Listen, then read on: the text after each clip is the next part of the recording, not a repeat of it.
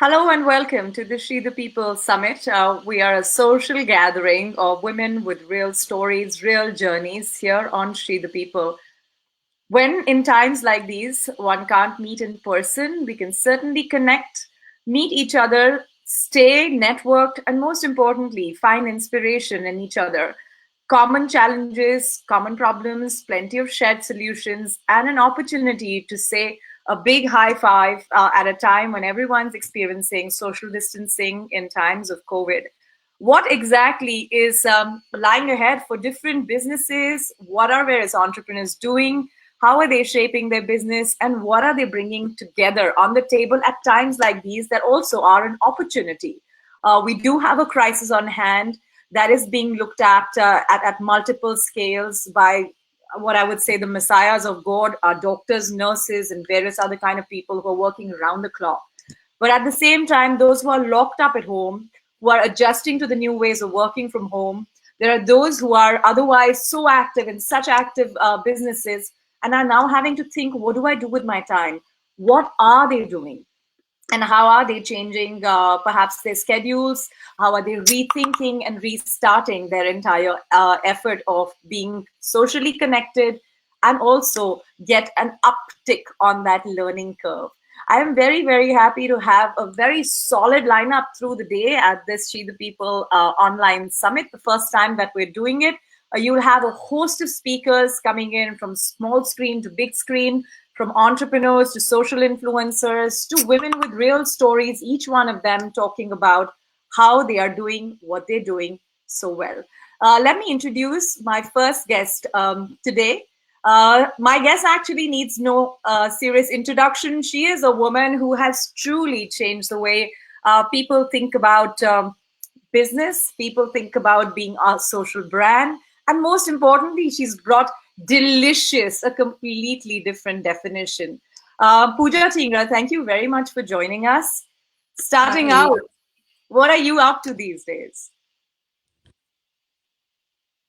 It's been a rough couple of days, right? We closed Le 15 about 9 days ago now, so I've been at home for 9 days. Yeah, and this, we just finished our 10th anniversary, so it's been 10 years of non-stop, and then suddenly it was like just pause for a minute, and yeah, so it's been rough. The first 3 4 days was just about I went off Instagram for 6 days, and it was, yeah, because I just felt like this was the first time that I was actually getting time for myself, and I didn't have to answer phone calls about work, and that was like, this hasn't happened in 10 years, so I got to just take this time, and I just slept. I read, I ate, I read some more. I tried to stay away from all the panic and anxiety that I felt, was like this combined anxiety and panic that I was picking up every time I would go onto Twitter, or I would, and it was just like affecting my mental health. And I said that I just needed to take a break from it and, yeah, just go back to reading a lot more. Yeah, I think all of us are right now in such an important information overload that one can't even escape it at some level. And at the same time, the need for us to be up to speed with what's going on around us because the environment is so dynamic and need add, as you said, mental health is possibly going to be the Yeah. big fallout of this COVID crisis currently. So when you spend some time together, how do you press the restart, rethink button for yourself? I think the most important thing for me is to also, I think in a time of crisis is always about looking inward and kind of realizing what is it that I haven't focused on in the last couple of years for myself. So whether it was understanding, whether it was like unresolved issues with something, whether it was to meditate on something, it's also about learning, right? Like this is such a great time to kind of, and I think that it's different for every person. So I don't want to, if you just need this time to take this time off and just stay in bed, then that's what you should do. There's no like fixed formula of like, oh, now learn, and I feel like people are putting too much pressure on even on the free time that they have now. So I like took a few days to kind of just do nothing. I just got that out of my system, and once that was done, I kind of made a list of things that I wanted to read up on, things that I wanted to learn. For example, I don't make ice cream, but I've always wanted to just sit and learn how. So if you see my bed right now has like 500 books, and one of them it's actually here. So it's hello, my name is Ice Cream. So this has been, in bed with me every day, and I've just been kind of trying to, divert my focus. And while we're so stuck in this, it is a stressful situation for any business owner. We don't know what's going to happen. All the bills are piling up, so it is a tough time. But at the same time, if I just sit and marinate in that the whole time, I'm not going to think of the future, and I'm not going to think of how we can come out of it. So I think it's important to kind of find that balance between knowing what's happening, figuring out a plan for yourself, speaking to people who are in the same situation so you don't feel alone, and then after that, just do what's important for you. Indeed. So, like you said, do what's important for you, finding one's own place. I have been following what you've been when you got back to Instagram. You've been putting out, stuff that the community that follows you could make use of. I have two little kids, and I spend some time, learning some of your recipes off Instagram and seeing, well, to in some cases, magic happen for the kids. I think when we all take this step back, we ask ourselves, there's family and there's learning, or as you said, do whatever you want. Yeah. Have you ever had the chance to do this before, or do you make this part of your annual schedule? Or is this sort of the lockdown life that has pushed you to think like this right now? I mean, I'd like to say that I do take some time off every year and I try, but the thing is that there's nothing like a forced lockdown, right? Like there's no kitchen to check up on, there's no team to be like, is this functioning, is that. So even, holidays, before, even if I would take holidays or even if I would take time off, my mind was constantly at work and my mind was constantly like, is everyone okay? Is the team fine? And I would always get updates. It's the morning, it's my day would start at 6 with the kitchen calling me and end at 12 with the stores shutting.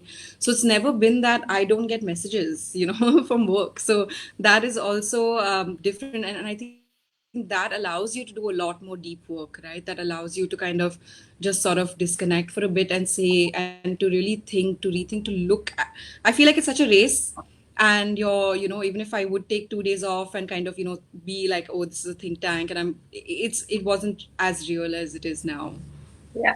You're somebody who likes to keep herself on that one challenge a year. I remember, was it climbing one big mountain? It was climbing Mount Fuji this year, which is not going to happen. Yeah. So I changed that, and I made it to, I want to do my first open mic. I want to do a stand-up routine this year by the end of the year. Are you So I have serious?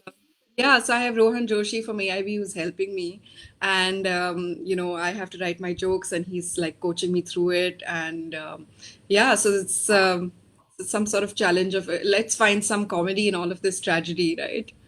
Yeah, that's true. We actually have a session right after this talking about precisely that, finding Yeah. comedy in moments like these. Pooja, I think every time people watch you, they do sometimes have the questions that you're probably pretty used to answering. But I think one can't deny that there's been this massive, sort of upsurge of women and men who are able to use the internet to truly connect, engage, and empower audiences. What made it really kick for you? Did the social idea come before the real idea? How did it work for you? How did you make it on social media?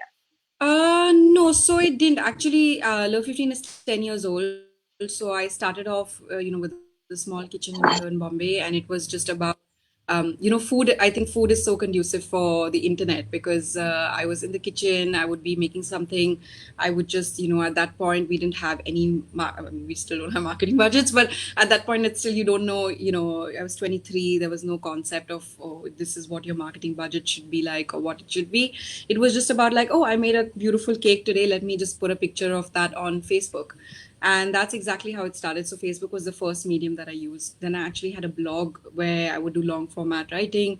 I would just write about everything, what it's like to set up a business.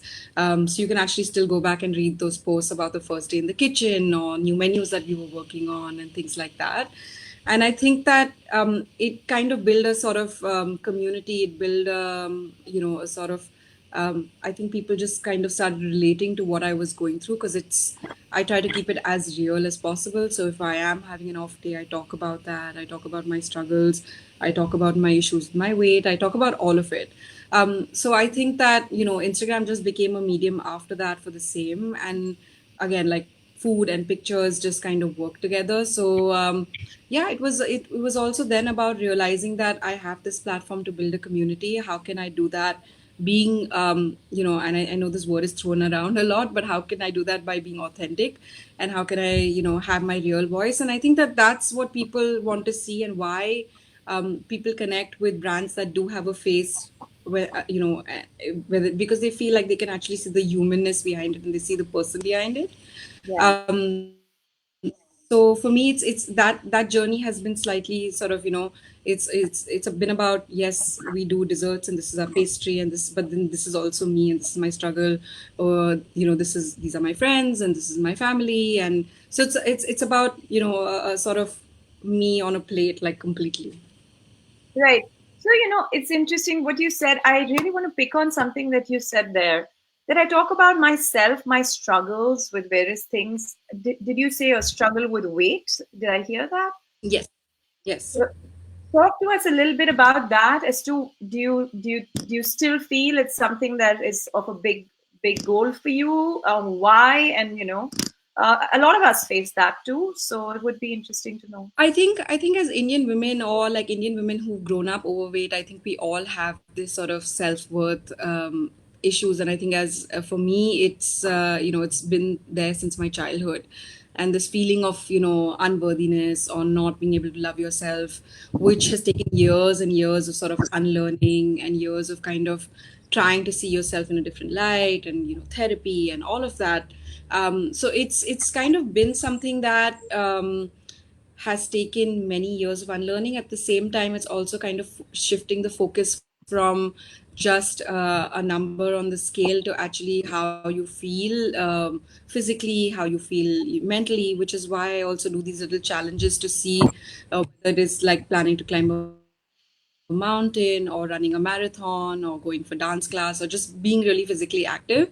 It's my way to kind of challenge myself and say that just the number on the scale is not important, but you as a whole person and what you can do is really what matters. I want to just remind our viewers at this point that they can certainly send plenty of their questions because a lot of them are already coming in.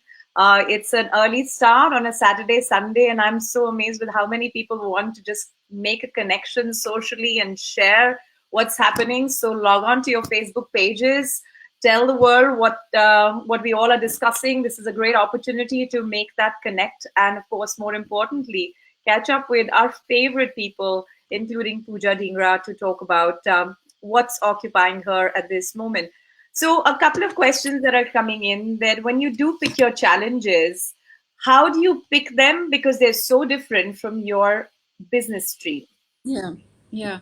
I think it has to be something that I resonate with. It has to be something that I've always wanted to do and I've never done. And I feel like, and honestly, like, I feel like they just come, they pick me. I don't pick them. They just pick me. For example, like learning French, and I lived in France for a while. I lived in Switzerland, and while I managed to just kind of understand a bit of French, the one thing that I always felt was that I wanted to be able to speak it.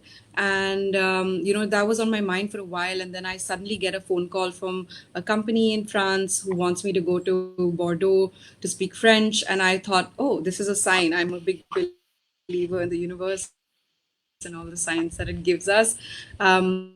And I just said that this is a great challenge, and I took that up. So that year I spent learning French. One of the things I wanted to do before I turned 30 was to run the half marathon. And I spent, it was like I waited till I was literally like 29 and a half, and I had 6 months left to go. And that's when I said, okay, this is the time now to do it. So they come from, they pick me. I don't know where they come from, but it it's this kind of goal to have, which I think keeps me sort of um, it keeps me grounded, it keeps me focused. It also, I think, most importantly for me, teaches me that you can achieve anything that you set your mind up to, right? Because I feel like everything that we do, like we have all these internal barriers and we tell ourselves stories and we start believing those stories. So for me, it's literally like I set this really hard target for myself is to pull me out of my own comfort zone and say that, okay, you know what, you said you can't do this, but you can. And it's for me more than anything else. So, I wonder if one of the undertones in what you share has to do with that this also strengthens our mind when one takes up these challenges in many ways. And I do see that time and now you talk about mental health and a positive tick off on not just social but public platforms. So, this obviously is a big strengthening exercise for the mind. Yeah, exactly. So I still remember when when I decided to train for the marathon, and I'm not a runner, and I went to my, my friend Shamal, who's a sports scientist, and I was like, okay, I have 4 months, and I have to train this, and I have to lose this much weight, and I have to do this, and he just asked me to calm down first, and he said that we will train your body, but first we have to train your mind, because if you don't believe if you believe you can do this, then that's the first place to start. So I think with most things, like training, everything else comes later. I think first we have to just conquer our minds. So here's the other question, a little more business focused. How do you set your business goals? And also, how do you keep that team together? Because in this business, talent is all what you have, really. Yeah. So I mean, the business goals are fairly simple, right? Like we look at what our revenues are, and we kind of work on a percentage increase every year. We look at a growth plan and say how many more stores do we want to increase? Is there a book that we want to do? Different goals relating to different parts of the business, and then we budget for that accordingly. And then every month it's like this driver to push everyone towards that goal. So that is from the business aspect of it. And sorry, the second part was the With talent. with talent. I mean, I guess it's about creating an environment where people want to thrive and people want to grow and be. It is, I think, for we've been around for 10 years, and the one thing I've realized is that and it's very crucial for people to I learned this very late in my life, that no one is indispensable. And I think that as business owners, once you realize that, you start operating less from a place of fear and more from a place of confidence. So I think that the fear that, oh, what if I lose this person, is something that you just shouldn't have, because at the end of the day, like for me, I built this from scratch for myself. It doesn't matter who comes and goes, eventually you'll just kind of figure the way out. Great. As I scroll through some of the other questions, Pooja, I'm going to give you a few seconds to just, talk, pass this off to your social media. I know we were talking about it, and you said if I'm going to stay online all through, when am I going to get that moment? So here's that moment for you as I go through some of these questions that Yeah. are coming in. So very fascinating. We are here at the She the People Summit, a social gathering in times of a lockdown. Everybody is saying, where are we going? I think while everybody wants to find answers to how the coronavirus piece is going to spread, I think we're all finding ways to hang on to the strengths that we have today, to the people who we are, and to the moments that we can live up to in the best of our health and deal with what seems to be clearly a pandemic that we are gripped with. We've got a beautiful lineup of speakers. Pooja Dhingra has very, very nicely kicked this off with conversations that truly matter. How do you restart? How do you rethink in times like these when opportunities are there for you to learn, relax, and be yourself and focus perhaps on your mental health? There's also, of course, the conversation around how does one rework a strategy towards businesses which are clearly impacted. So through the day today, starting with Pooja and many others who come by, we're going to find real women, real journeys, and how they're finding real solutions to a moment like this, which is historic, which is global, where none of us can truly make a big difference by ourselves and can't truly change very much, even if we'd like to. So, what best could we do? Sing songs, learn and write our jokes, as Pooja Dhingra just told us. And I'm so interested in this part of her that she is going to now train herself into her first stand up in this year 2020, since she's not going to have the opportunity to go out there to the Mount Fuji, where she wanted to climb. So, again, we all think that this is going to be a moment where we should not have to look back and say it was a missed opportunity, even if it is to catch up on sleep. When you look at being somebody who embraced digital the way you did, and that possibly happened halfway in that 10-year journey of Love 15, could you give us a few hacks? Because that's something that everybody says, oh God, if Pooja Dhingra could give us a few hacks that we can ace social media with, or digital with, or brand building with, I think that would be interesting too. Sure. Am I live? Can you see me? I feel like my screen is frozen. Okay, perfect. Um, so I think that the one of the most important things, I mean, these are basic things with with anything when you're on social media is to be consistent, to kind of and this is because I'm kind of teaching my dad. My dad has started his own page on Instagram where he's cooking recipes and posting them, and I see the joy and excitement that he does that with. But I have to keep telling him that you have to be consistent. You can't like do this one day and then take a break for 7 days and then not do it. So I think what really helped me in the beginning was just to be consistent with it, to have and I can look back now and say, oh, it was a plan, but honestly it wasn't. It was just something I did very innately. It was I was constantly working, so, and the phone is the extension of my hand. So it was just something that happened very naturally. It's also about, I think, understanding and kind of building, like I say, building a community is so important, right? And it is, in general, I feel understanding who your followers are, why are they coming to your page, what do they want from you.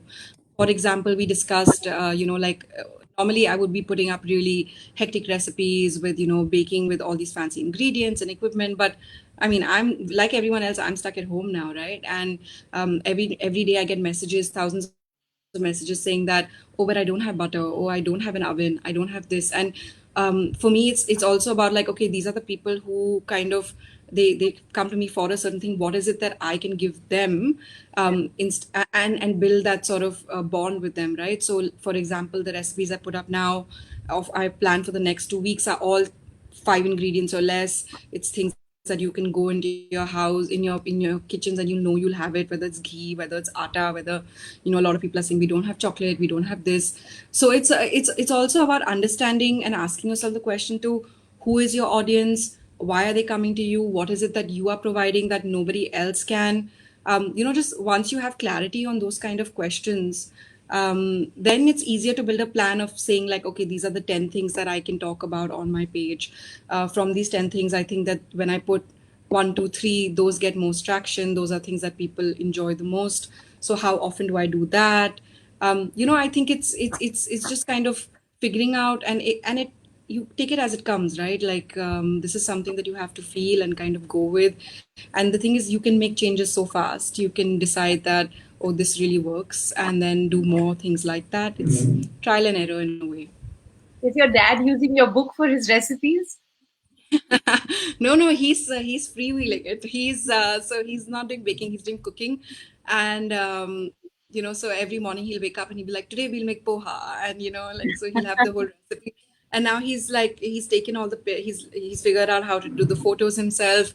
So he'll take the photos, he'll write the recipe out, and he'll send it to me, and then I'll post it for him. But it's great to see, even like so many people, and the recipes that he puts up are fairly simple, right? And it's incredible to see the number of people that are cooking his recipes and posting them and tagging him and saying, "Uncle, we made this today, we made that today." And I think that's so, and that's gives him also a lot of encouragement.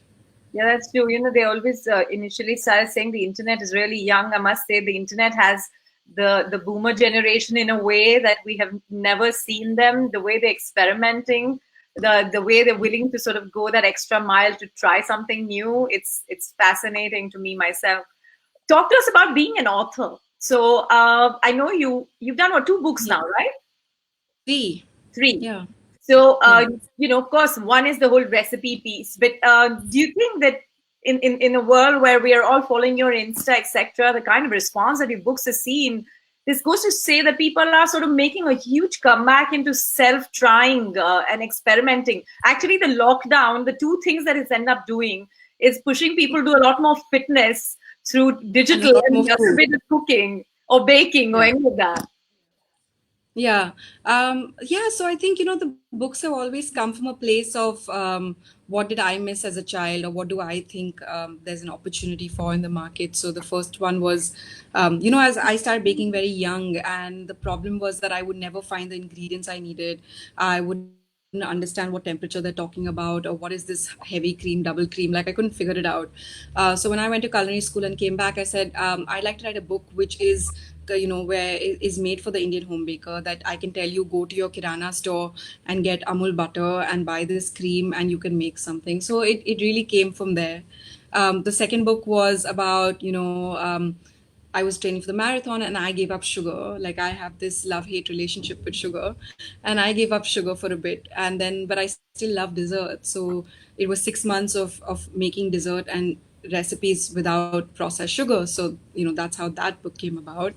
And the third one, can't believe it's eggless, is the first question I get when I put any recipe out is eggless. And after a while, like, it's like, okay, and as a French trained chef, like you, well, I remember when I came back from Paris, I used to get really angry because I was like, this is baking. How can you bake without eggs? And it's so Yeah. integral, and it's the main structure. And I think slowly you kind of you're slapped around a little bit. You learn, you try, you see the size and the opportunity of the market. And I took it as a challenge, and I said, okay, I'm going to try and do all of this eggless, and I'm going to make sure that it tastes really good, because everything else that I've ever eaten that was eggless tastes terrible. And that's how it came up, because I was doing all these trials, and every time I would go to the kitchen or go to the team and be like, try this, they would just taste and be like, oh my God, we can't believe it's eggless. And I was like, oh, that needs to be the title of the book.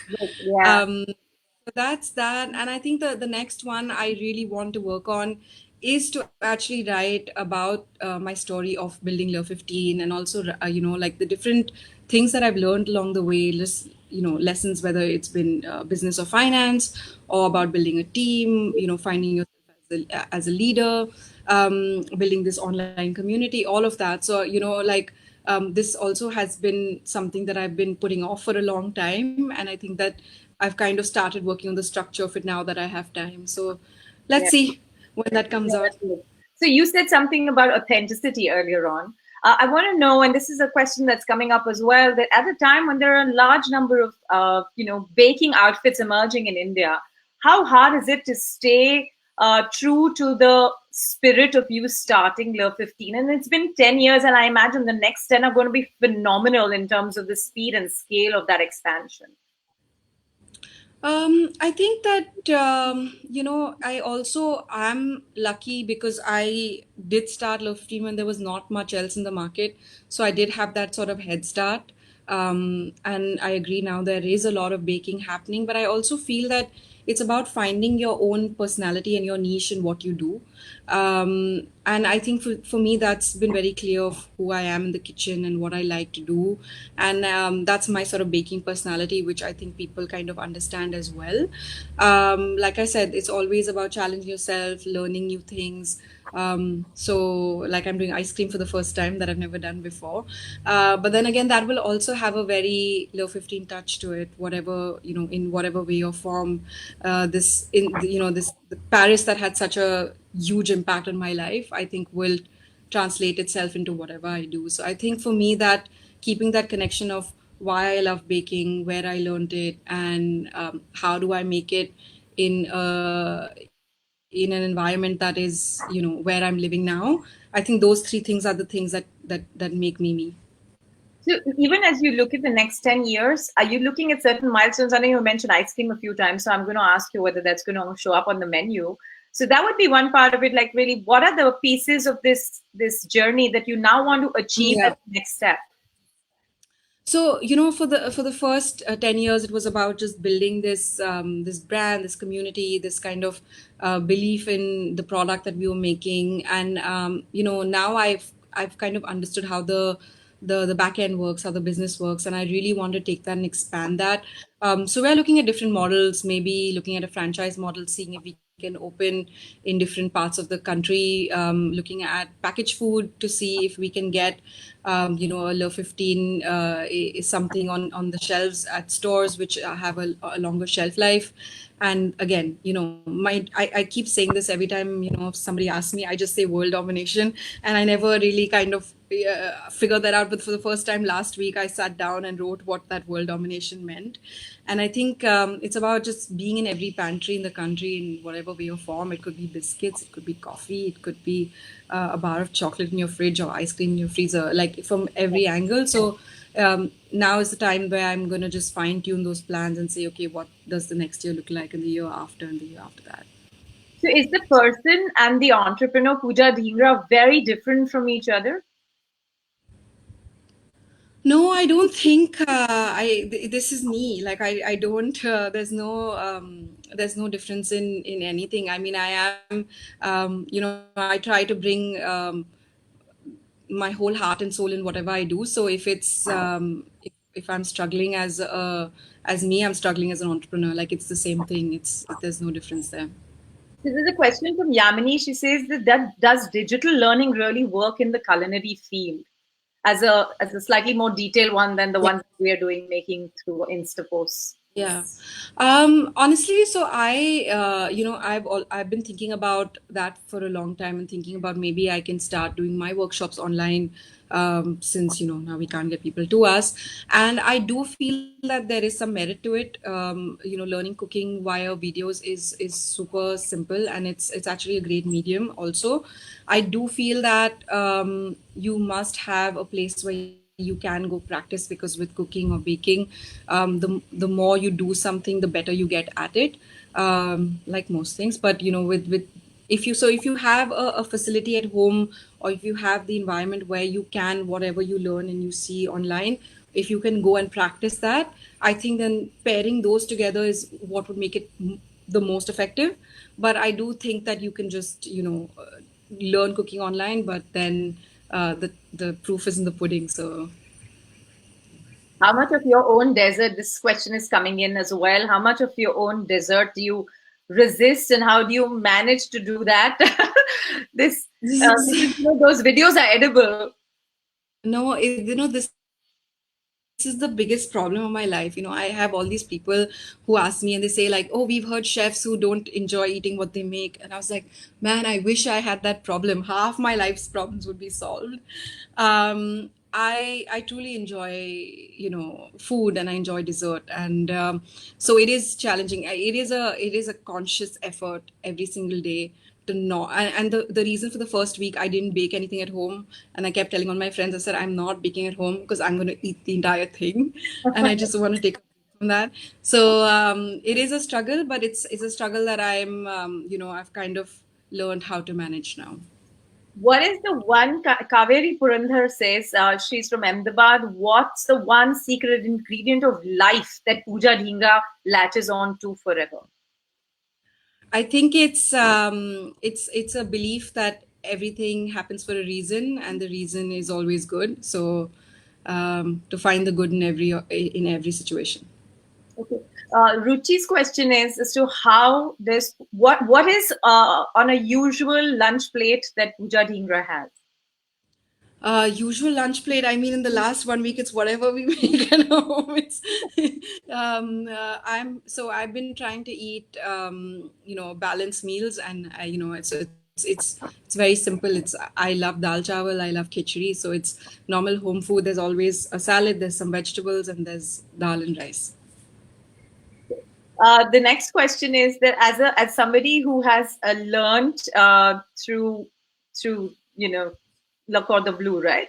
How are you going to do a give back to those who are in the belief that they want to start learning now? If I'm not wrong, Pooja, didn't you at some point talk about setting up an academy in the future? Yeah, yeah. The academy is actually a big part of my dream as well, because I do believe that women should help other women out. And I think that the school for girls that I do want to start is for mainly for people who can't afford to go to culinary school. So we started those conversations, and we were planning to get our first batch in May or June, which might be pushed a few months now. But the idea is still there. It's to take 10 women every 6 months, train them, certified pastry chefs, and then help them find job opportunities. So I have two final questions. One is that how do you see yourself, let's say a few years down? Do you see yourself not just in terms of the way the company is going to expand, but your personal goals? And I'll come to my last one right after that. I think this question 8 days ago would you have a complete different answer from today. I feel like the world that we live in is going to change. I don't think anyone is going to come out of this and shouldn't the same. So I'm at that phase where I'm actually thinking a lot about who I am as a person, what I want to be, what is the impact that I want to have on the world around me. So I'm still figuring that one out. I don't know what that's going to be, but it's definitely, I do see a lot of changes in the way I am as a person, and in the community that I build around me. I definitely do see food in my life for a long time in whatever way, shape, form. And eventually, at some point, I do also want to get deeply into yoga. And I say my plan for after 40 is to start teaching yoga. So I'm slowly going to start moving towards that. I love these different goals you have. It really does give me hope. I'm not a scatterbrain when I'm wanting to do so many different things in life that it's okay to want to do that. So I I'm think you draw from everything and bring back to your main passion, right? It's important to have different experiences so that you can bring like completely you bring something to the table that nobody else can. That's true. And you're right. All of this sort of funnels into different kinds of great energies altogether. All right.